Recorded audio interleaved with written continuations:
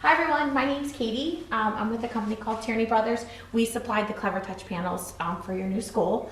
And I'm going to go over a little bit of the hardware, how this works, and then we'll get into the Android piece of the panel, and then we'll start talking about how do you connect your PC to it, or your laptop. The first thing I want to talk about is that you've got a couple pens here. So you've got two pens. These pens are just styluses, so there is no power to them. There's nothing special to them. They are just a prop. The panel is multi-touch, so it's 10 points of contact. Obviously, you're probably not going to get 10 students up here, but you could have multiple students up here. Generally, a teacher likes to use a pen. Students like to use their fingers. So the pens are just props for you. They are magnetic to the back of here, so you can either put it back here, or if you have like a magnetic whiteboard or chalkboard, you can put it on there as well. So you have your pens. You did also get a remote, it's a very large remote. It has a power button and all these other buttons on it. You're only going to use 4 buttons on it. All the functionality of the remote is on the panel. So I like to tell you, like, if something happens to that remote, like, don't try and lose it, but if something does, it's not the end of the world. You will notice that there is a power button on the side of the panel here. I believe I think your power button, because this panel is just 1 year behind the one that you got, I believe your power button is going to be right up front. So you'll notice that right here there's a little blue button notifying me that the panel is on. Next to it is a little IR sensor. I know you probably can't see it from over there, but it's a little IR sensor. And then next to it will be your power button. This power button happens to be on the side of the panel. So when you'll notice, when I just turn this panel off just like that, it appears that it is off. It's actually not off, it's just asleep. So a lot of times I run into teachers like, I turn this panel off every day, and when I come in, it's on. So you're basically, when I touch it, it turns it back on. So what happens is that when I do that, it's really just putting it to sleep. So to fully power it off, obviously if I held the power button down on the remote, or if I physically held this button down, what it's going to do is it says, do you want to shut down? So I'm going to hit cancel because I don't want to shut it down, but that is fully powering off the panel. So I would tell you to do that every night. It's always going to be this bright, but it's still just draining power. So obviously, just at the end of the night, I would tell you to fully shut it down. But when you hit that power button once and the screen, it doesn't prompt for that menu, you're just putting the panel to sleep. So that's also a nice option when you're not in the room, or you want the students to focus on you and not, be gazing at the panel. You can kind of put it to sleep as well. The panel also does have a sound, so it has 2 15-watt speakers, so it does have some audio. But other than that, we'll get into the fun stuff. I know the hardware stuff isn't very exciting. So this is what the panel looks like when you first turn it on. So we just have the date and time. You will notice that there's 2 arrows on either side of this panel. So these are your menu options. They're the same on either side of the panel, depending on what side of the panel you want to facilitate from. So you'll notice when I open this up, here are my menu options. They are going to be the same menu options as I have right here. So it just depends on what side of the panel you like to facilitate from. So we're just going to walk down through all of these. I'm also going to send a PDF resources that's going to go over all the functions that I'm showing you today. So that will be a nice resource after you watch this video. The first one we're going to talk about is whiteboard. It might be called, it might be called whiteboard on your panel because they like to change the name of things. So the first thing I'm going to do, I'm going to open up my whiteboard. So basically what this is a digital whiteboard. So basically I'm taking a whiteboard or a chalkboard that you had in your classroom and I'm giving back to you digitally. So we're going to walk across this toolbar, but the first thing I want to talk about is this little hamburger in the corner here. And when I select it, you'll notice that there's a bunch of different options. The first option we're going to talk about is background. So I have the ability to change the background of this panel. So it doesn't always have to be this white. I can change it to like green or pink or whatever color I like. I also have the ability to go over to image, and I can select any one of these images in there. So there's line paper, there's some graph paper in there. Obviously there's some sporting fields as well, so if you're interested in doing that. So if I select it, whatever I select, whatever is checked and I hit OK, that is going to be my background. I'm not going to select an image, I'm just going to keep it this light, we'll go with this green color so you can really see it. So as soon as I find the image and the color I want, if I just hit OK, there's my background. Now it's going to be this background till I go in and change it. so it's sticky. So as I add pages, or if I were to leave this application and go somewhere else and come back to it, the background is always going to be this color until I go back in and physically change it. So if I decide later on I need some graph paper, I have to go in here and physically change it. So that's changing the background.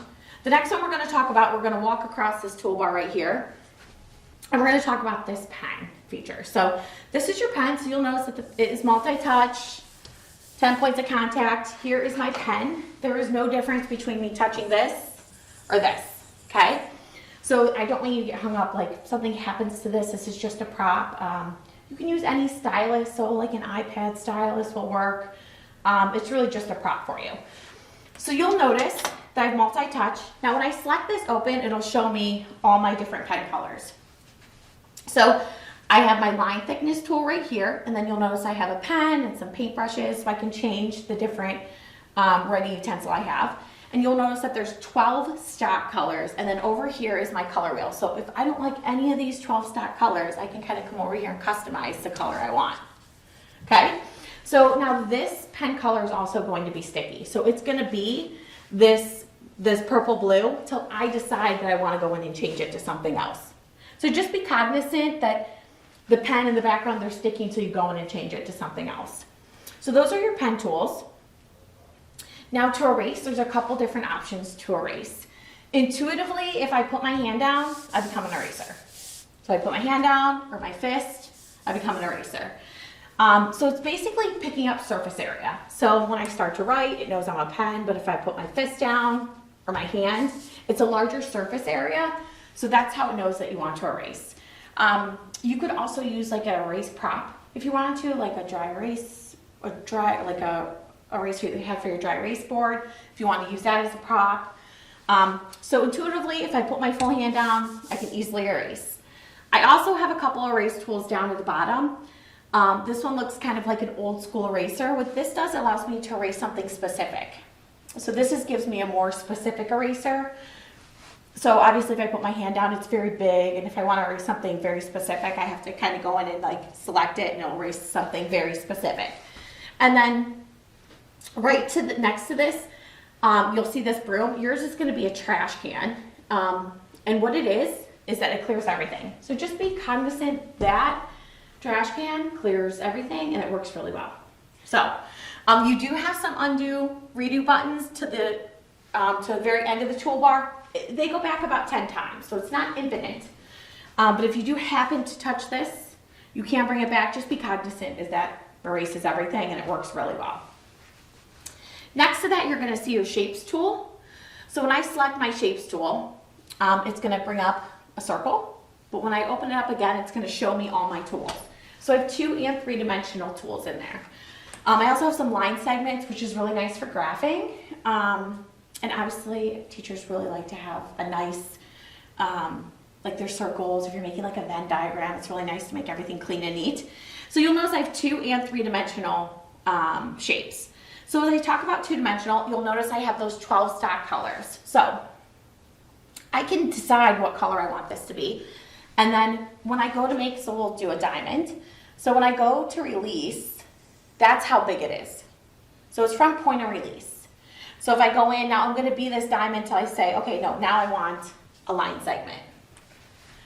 If I needed to go back and I wanted to like talk about different angles and I wanted my pen, I just want to make sure I select my pen, and then we can tie in to talk about different angles. So just be cognizant, whatever tool is highlighted, that's the tool that you are. So you also have 3-dimensional tools. I love the 3-dimensional tools because I think it's really hard for students to kind of grasp what 3-dimensional looks like. But here's like your 3-dimensional tools. Again, I can resize it. If I decide I make this 3-dimensional cube and I was like, you know what, I want to make it a different size, I can resize anything or move anything. I just have to use my select arrow.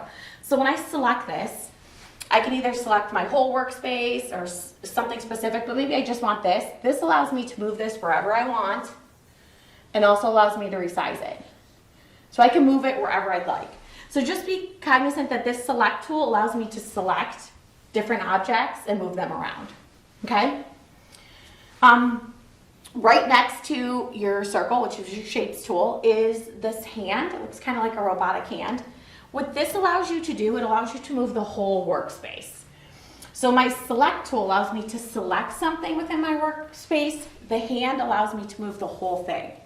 So I can move it up, down, left, right. So basically I can move this out of the way and I can say, okay, we need some more shapes and maybe we're taking some more notes. I can move this out of the way. This works really great for math teachers because they like to have a lot of space to have all their, their math equation on one sheet. So when I select this again, it shows me my whole workspace. So I can come back in and say, okay, this is where we started with. So this hand moves the whole workspace, and then the select tool moves something specific in the workspace. Next to that is going to be these little paintbrushes. When I select this, if you are an art teacher, this is for you.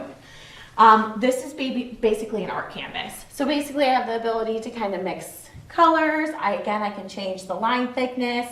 I have different paintbrushes. I'm no artist, so that's about all you're going to get from me. I will tell you, since the art icon is kind of poorly placed in between the hand and the undo button, teachers tend to select it often. So in order to get back to it, it's just this up arrow. So see how it's in between these two? Teachers tend to select it often. So if you select it by accident, if you just hit this up arrow, it brings you right back to your note-taking application. And then last but not least, what we talked about is your undo redo buttons. So that is your toolbar. And then in this corner is going to be your page sorter. So yes, I have an infinite canvas, but I also have up to 50 pages of digital notes. So I can add multiple pages. As you notice, when I added my page, it's still going to be this green background. So that's kind of what I mean about sticky. So if I decided I wanted to go in and maybe I wanted to do, we'll do a dark background. I know this is probably going to look black too, but it's actually like a really dark purple. And I put maybe my graph paper on there. This is kind of nice. I think it's a little different for students, to have like a black background and then just do like the white graph paper. And then you can kind of come in here. You can use your white, or you could use your arrows here and use white. And basically you can start your graph. This is just something different. So you can change the background. Each page can have a different background if you'd like. You do also have the ability to kind of go through your different pages. But up to 50 pages of digital notes. So this is basically giving you just your whiteboard or your chalkboard and something digital for you to work with. You do have the ability to save this. So you can save it a couple different ways. So again, in this hamburger over here, we talked about backgrounds. You're not going to use send an email, so just disregard that one. So you can save it a couple different ways.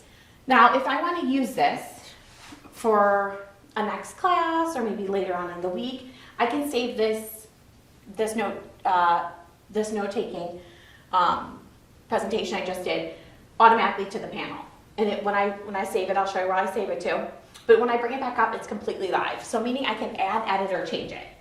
So if I decide, I'm going to need this in my next class, I have the ability to hit save. So when I hit save, you'll see my storage. So the panel has some storage to it, much like your phone. So if I hit storage and I hit OK, by default, it's going to time and date stamp it. I would tell you to change this unless you can remember what you did on March 3rd or March 4th at 11:57. So once you select that little cursor, your on-screen keyboard will come up and you can rename this. So you can just rename this. I'm just going to rename this demo real quick and I'm going to hit OK. I'll show you where this saves in a second, but this allows me to save this directly to the panel. And then when I bring it up, it's completely live, meaning I can add, edit, or change it. So I have that ability to save it, so I don't have to recreate these notes for every class. I also have the ability with your cloud storage is to add it to my cloud drive. So when you hit cloud storage, which was right here, you'll notice this will pop up and it's going to say add an account. Now when I do this, this is giving me the ability to move this content from my Android part of my Clevertouch, because my computer's not hooked up to this, to my computer. So basically I'm using this because I want to send this to a student, or I want to post it on my Google Classroom, something like that. So now when I save it to here, I'm just going to hit add account. It's going to say, do I want Google Drive or OneDrive? You're with Google Drive, so we're going to select Google Drive. It's going to prompt you to sign into your Google Drive. Do not do this in front of your students. Do not do this in front of your students. You're logging in on a very large panel. They love a password, so just be very cognizant. Do this when your students are not in the classroom. Once you log in your credentials, so your email and then your password, what will happen, I know we haven't talked about this tool, but it will make sense in a minute. I'm gonna go back to home, and I'm gonna go back to my note-taking application under this little hamburger, and when I go back to cloud storage, my little Google icon will be there. So when I select it, what it's doing is it's taking this presentation and it's sending to my Google Drive or my recent folders as an image file. So when I send it as an image file, it is what it is, right? I can't edit or change it. So I'm just taking these notes digitally and sending them to my drive, okay?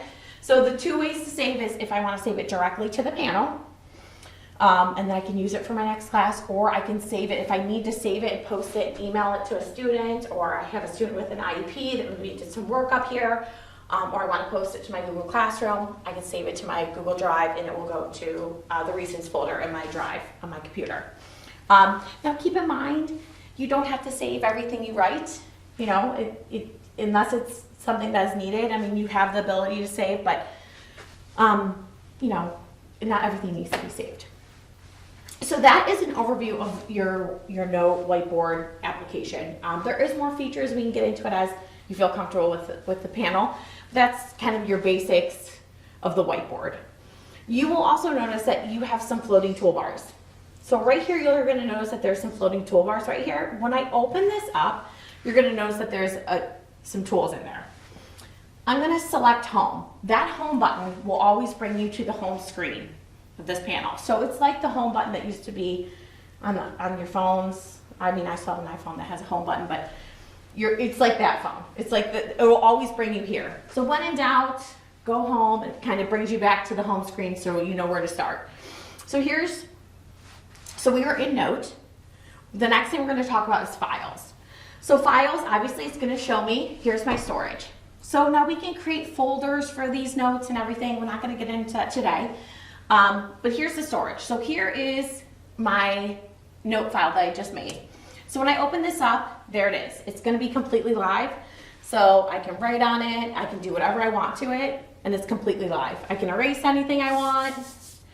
The caveat with this is if you make any changes, you will have to resave it. It doesn't save like Google does, like it just knows to save everything. So you will have to resave it if you make any changes.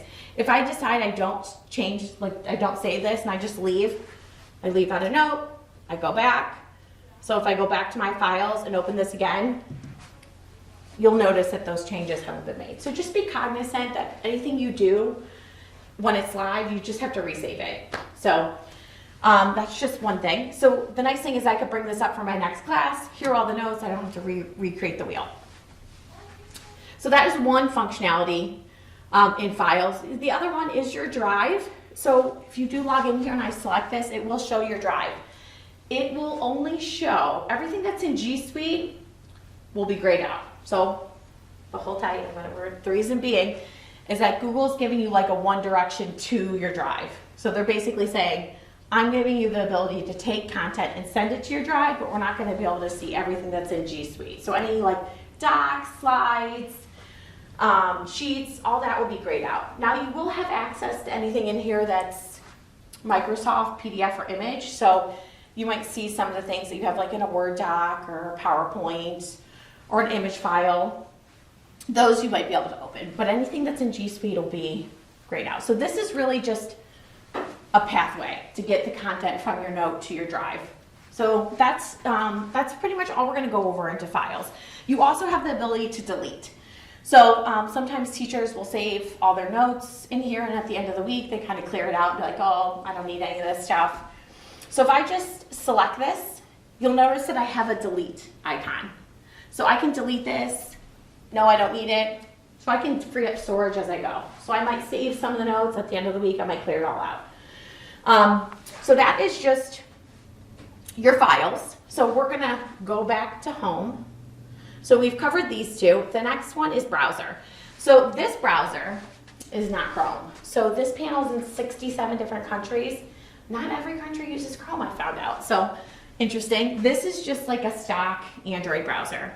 So you can still use it as you like. You know, you can kind of go into any PBS Kids. So you'll notice I just added another tab to this. And as soon as I hit where I could type, my on-screen keyboard came up. So the keyboard is only going to be available when it's something that you can type in, okay? So like if I go to, we'll just go to WKYC. We'll just go to the news. So if I go to the news, I can kind of go everywhere I want. So the power of having this panel have like an Android system in it gives you that ability to kind of use it and not always be tied to your computer. So maybe you want them to be seeing something on the news, but you want to be emailing a parent. So it's not meant to take the place of your computer, but just gives you a little bit extra support that I don't always have to be attached to my computer. I can be running something up here, and then I have my device to email a parent or maybe get ready for my next class. I don't have to be watching the same video for the 100th time. I could be doing something else. So here's just a web browser. Obviously, I can add multiple tabs to this. I have the ability to bookmark if I want, so I can bookmark some of my favorite web browser or websites. But you will notice this follows me, right? So we talked about home, but the one underneath it is the pen. So what I want to highlight here is this pen tool. What it does, this gives me my annotation outside of that note whiteboard application. So this gives me the ability to annotate on anything outside of that note whiteboard application. So since these tools follow me everywhere I can go, I can annotate over anything. I can annotate over any websites, PowerPoint, PDF, anything, and any G Suite, Google Docs, slides, anything I'd like to. So when I put this over, basically it's like a clear screen that goes over top of this. So kind of like think of like an old school overhead projector. I want you to like put the clear screen over top of it. And so basically this is live behind it, but I'm just putting a clear screen over top of it. Now these tools can be moved, but when I go here, it's giving me the ability to annotate over anything. So I'm not gonna have all those pen color options, but I am gonna have 4 different pen colors. You're gonna notice this because it looks very similar to my smartboard pens. So, red, black, blue, and green. So I kind of just toggle through whatever color I'd like. You also have a highlighter option. I'm going to tell you, they're not the brightest highlighters I've seen. But you do have a highlighter option. And you'll notice that you have this broom. So we've seen this broom because this broom was in our note application. So if I select this, it's going to clear all my annotations. What is not here is an undo button. So teachers all the time be like, I wrote all over something and I hit that broom button. I was like, well, you got to write it again because there's no bringing it back. So that is when your hand becomes very important to erase. Okay? So if I hit that, obviously all my annotations are gone. So just be cognizant as you write on things or you make any highlights of anything. If you don't want to erase everything, just make sure you have, your hand or your fist to erase. You also have the ability to save these annotations as well. So it will take a whole screenshot of everything. So you'll see the whole image. So it's kind of like taking a screenshot like on your phone or on your computer. It'll show the annotations and then the screen behind it. So if I hit save, it's gonna save just like I did on my note-taking application. If I hit my drive with that little cloud, I'd see my drive icon and it would save it directly to my drive. So you can't basically save any other annotations as well outside of that note-taking application. As soon as I hit this red X, it's completely live and I can go on. So that is this pen tool. So just remember these tools follow me everywhere I go. So I'll show them again, but you can annotate. This gives me the annotation outside of that whiteboard. The one below it is Zoom. I'm not quite sure how often you will use it because the panel has gesture control anyways. So, but they did give you a zoom button. And then the one below it is this little, looks like a little like copy, like a cut and paste kind of icon. What this does, this allows me to take a screenshot of any image. So maybe we want to talk about the weather here for a second. So this allows me to do, when I bring this up, it gives me this floating screen that I can kind of manipulate however big I want. Now I can save this image like I would save a whiteboard or note file, but you'll notice that there's another icon here that looks like an easel. When I select this, what this does is it brings content now into my whiteboard. So a lot of times especially like document cameras, sometimes teachers are like, oh, I see them with a document camera and they're projecting it, but they're writing on the paper, on the document camera. So basically you could snip it and then you would have all these tools. Well, that I shouldn't have chose white, but I could annotate over it in here. So basically that little copy paste, that snipping tool allows me to snip anything and it brings it into my note whiteboard application. So you'll notice that that's right here as well. So you'll notice that when you're in this whiteboard, that pen is grayed out. The reason why it's grayed out is because you have your pens available. So just be cognizant of that. So we've gone over these three and some of the floating tools. So as I mentioned, this browser is not Chrome. You will notice that under your applications, you do have a couple different options. There's Chromium and then there is also Chrome. So here is the Chrome browser. In the States we use Chrome. So I would tell you to use Chrome. This is just YouTube running right here. But again, even a video. So if I have something right here I want to watch, I can still literally annotate over a video if I wanted to. So the nice thing that you have two browsers, which we're going to get into, is it doesn't seem like it's super exciting that you have two browsers on here, but I'm going to show you the reason why it is. So again, that other Chrome browser is under apps. Right there, Chrome. So basically you have two browsers for the panel. The next one is the Cleverstore. To be honest, high school is probably not going to use this store very often. I'm going to open it up for you. Basically, this is its own, I'll update this before I go. I'm not going to do it right now. So what it is it's an application store. It's all the apps in here. I want to say there's like 215 in there now. They're all educationally vetted, and there's no username and password, and there's no ads in them, and they're all free. So basically, it's not like your Google Play or your iTunes where you're going to see millions of applications. They're very protective of what goes into this store.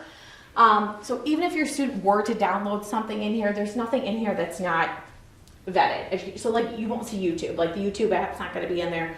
Pandora's not going to be in there. Netflix isn't going to be there because they can't control that content. So they're very protective of what content does go in it. But to be honest, I would say the majority of the apps are like K-6 just because of the curriculum that they teach. But feel free, if there's anything in here you'd like to download, you can kind of search through it. There is some coding in STEM, so if you are a STEM teacher or a science teacher, the coding and STEM stuff is going. There's also math, so there is some for math. There's GeoGebra in here. Also if you're a foreign language teacher. So I don't know why that didn't dawn on me, but since it's in 67 different countries, there's multiple different applications in here in a foreign language. So you can scroll through here if you'd like. You also have this little search tool. So it'll break it down by category, age, and then language. So category is going to be your subject. This is physically going to be age, so not grade. And then your foreign language. So if I just say, it says maths. In the UK they say math, so we say math. I don't know, I asked them to change it to mathematics like a couple years ago and they never did, but so maths. I can pick an age or a language, but I'll just hit done and it's gonna bring up everything that's relevant to that. So there is some GeoGebra, so if you are a math teacher, GeoGebra's in here. I am not a math guru, but if I just open this up, it's gonna show me just like about the application, just like you would do if you would download anything on like Google Play or iTunes. If you decide that you like this, you're just going to hit free to download. So it's going to download. There is another step to it. So once you download the application, you do have to install it. So this is moving pretty quick. So we'll watch this install real quick. We're almost there. Okay, so it says, do you want to install this application? We're going to hit install. And it's going to physically install it on the panel. So anything in there, I mean, feel free. If a student were to download something, there's nothing, like they might download, there's like Connect Fours in there, there's an air hockey game, but there's stuff in there, but there's nothing in there that's not safe for a student. When I finish installing it, it's going to say, do you want to open it or hit done? Done will bring you back to the store. Open will obviously open the application right away. I'm going to hit done. It's going to bring me back to the store and I can search for some more. Khan Academy is also in there. And if anyone uses Khan, this application is a full Khan suite. So if you want to sign into it and you have, all your contents in there for Khan Academy, this is another good one. And then obviously if you're a foreign language teacher, because all those applications are elementary, so it's really nice if you want to use that as a resource as well. So that is the store. So once I download the application, so I get it from the store, it lives under apps. There it is. So you'll notice when you go to apps, there's going to be utility apps that are just on the panel, much like when you got like a phone or tablet. There's apps already built into it. But any application that you physically download from the store, you can delete or remove it if you'd like. So if I decide, you'll notice I can move this around. So I can create folders with it. I can rename those folders. So again, very similar functionality as to like a phone or tablet. So I'm gonna move this out of here, but I just want to show you can do that. You'll also notice that if I hold it, I can delete it too. So if I decide like, I open this up, hold on. There's two GeoGebras. I'll delete this one and get you the real one. When I update the store, it'll probably take that one out. There's two GeoGebra ones. They updated it to the latest one. But when I opened up GeoGebra, I don't know if you used it, but it'll give you the full graph paper. You can put in all your math equations and it'll chart them and everything. But when you download these applications, anything you download, you have the ability to take it off. So if you just download it and you look at it and you're like, it's not really something I want, you can feel free to take it off. Or you could go back to the store and get it again if you decide that you want it. So it's always there. So those are the store to apps. The next one right here is active. So active right here, this is what's running on the panel. So you will also notice that active icon is right here underneath your home button. So the active button, what this does is it shows you what's running on the panel. So it does three things. One, it shows me what's running. So much like my phone, if I have a bunch of different apps running, sometimes it slows it down. So you can obviously just clear them all out or you can X them out. So you can use it for that. Also, teachers use it to toggle. So what's happening is instead of always going home, if the application is opened, instead of going back and forth to home, all I do is toggle between the two. So they use it to toggle. And then the last thing it does is it gives you the ability to split screen. So split screen is probably the most exciting thing it does. The application does have to be open, so I can't split something that I haven't opened yet. So you will notice that there are these pause buttons, and it'll show you the screens that you can split. So obviously I can't split this app store, but it's going to show you with these little pause buttons what I can split. So maybe I want my note-taking application, and then maybe I want this browser right here. So maybe I want to be taking notes over here, and maybe I want to be talking about something over here. Now these are live, so I can go over here and open anything. I have my notes tool over here, so if I want to write over something over here, I can kind of manipulate both of them. I also have the ability to adjust the size. So maybe I just want to make this a little bit bigger and I just want to have a little bit of options for my notes. So you can split the screen. Now when I'm done, when I want to get out of split screen, I just decide which one I want open and I just pull it over and kind of makes it full screen and gets me out of there. So again, the active button is right here. Then it's also right here. But with the active button, since you have two browsers, you can split two browsers. So if you want to have two things running, you could, because you have two different browsers on there. So that's kind of a nice feature. So you could have something up. Maybe you could be in one of your, you could be in the news source, and maybe you could be in some like online curriculum. You could kind of have them both open at one time. So the split screen I think is really a valuable tool. But you also have the split screen option. Again, either which way. So maybe I want this one to be large. Gets me right out of there. So that covers most of it. We're not going to talk about locking it yet right now because I forgot to ask how we were doing with it. And then right down here is your favorites. So your favorites is basically just your favorites icon. So any application that you're using often, instead of like going into the apps often, you can kind of add it to your favorites. So you'll notice right here, Chrome is down there, but maybe you also use, you know, this Chromium browser down here. So basically you can add whatever applications, or if there's a specific app that you, maybe it's Khan Academy, you download it, if you want to use it, instead of going into apps, you can kind of add it and delete it from this favorites icon. So that gives you your favorites. That kind of concludes everything. We're going to talk about, next we're going to talk about getting your device connected, so your laptop. Okay, so now we're going to talk about attaching your computer. So mine is already plugged in, but you'll notice that here is the home screen of the Android, of the Clevertouch. You will notice that we've talked about the two arrows on either side, but the one at the bottom pops up and it's going to show me my inputs. So obviously there's multiple different inputs on the side. The Android is going to be right here. It's going to be this little, it looks like almost like a snowflake. Oop. And then the one next to it is with this blue dot. It says teacher. It's going to be my teacher computer, or it's going to be my laptop. So when I select it, it's going to automatically switch over to my laptop. Now here it is. Sorry, it's a little messy, but here is my laptop. So you'll notice that there won't be any calibration. It's going to look just like it did. So when I connect my laptop or Chromebook, whatever I'm connecting to it, I haven't changed really anything than what I had before. I'm just connecting to this display instead of to my projector, and I'm just controlling it from here. So you'll notice that these tools followed me. So remember I told you they're going to follow me everywhere, so I have the ability to kind of move this guy around, and it's going to follow me wherever I go. So now I can just open up Chrome. So basically, instead of driving from over here, I'm driving from my Clevertouch. So basically my finger is my mouse, so I can open up anything. I can get into my Google Drive, so I have full access to my computer from here. I can minimize anything. So basically when I'm on here, anything I want to open, PDFs, anything that I want to open, I can do that. I can also open Smart Notebook software, which is right here. You can still use Smart Notebook software. This is going to take a minute to open. The only caveat I will say with Smart Notebook is that the one thing that you're not going to have, watch, it's going to take forever to open. Sorry, this one always takes a minute.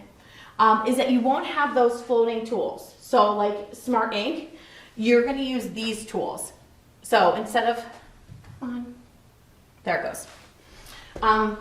So that's the only thing. Everything else in Smart Notebook you're going to have. But that ability to annotate outside of, oh, I need to upgrade my Smart Notebook software. The ability to annotate outside, like so that Smart Ink, that you will not have that because I replaced it with this icon right here. So just be cognizant of that. So when I'm in Smart Notebook, I'm going to use the tools in Smart Notebook. So I'm not going to use these tools, right? Because it has its own annotation tools. So I have my annotation tools here.